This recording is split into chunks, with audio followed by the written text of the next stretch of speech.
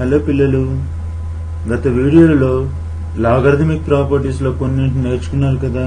ఈ వీడియోలో ఆధార మార్పు నియమాన్ని లేదా చేంజ్ ఆఫ్ బేస్ ఫార్ములాని నేర్చుకుంటారు.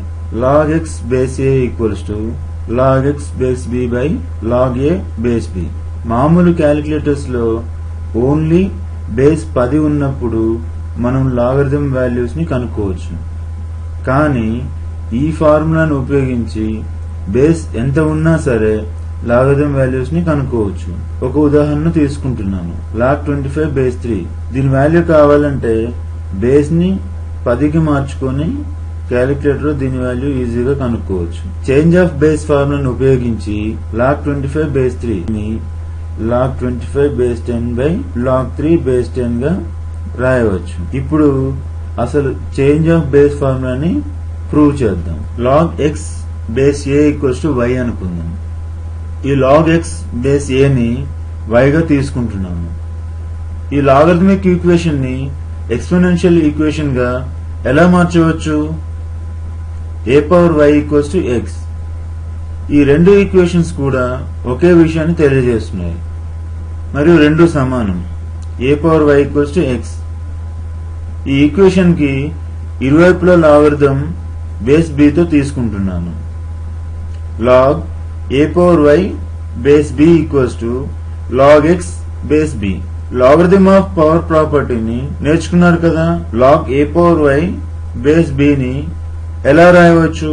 ఇది దేనికి సమానం అవుతుంది? log a power y base b equals to y ని ముందుకు తీసుకువచ్చి log a బేస్ b తో మల్టిప్లై చేయాలి. అంటే log a power y base b equals to y into log a base b. ఇది లెఫ్ట్ హ్యాండ్ సైడ్. మరి right hand side ని ఏమీ మార్చడం లేదు. y into log a base b equals to log x base b వస్తుంది. మనకు y మాత్రమే కావాలి, ఎందుకంటే y equals to log x base a గా తీసుకున్నాం. ఈక్వేషన్ ని ఇరువైపులా log a బేస్ b తో భాగించగా y into log a base b divided by log a base b equals to log x base b by log a base b.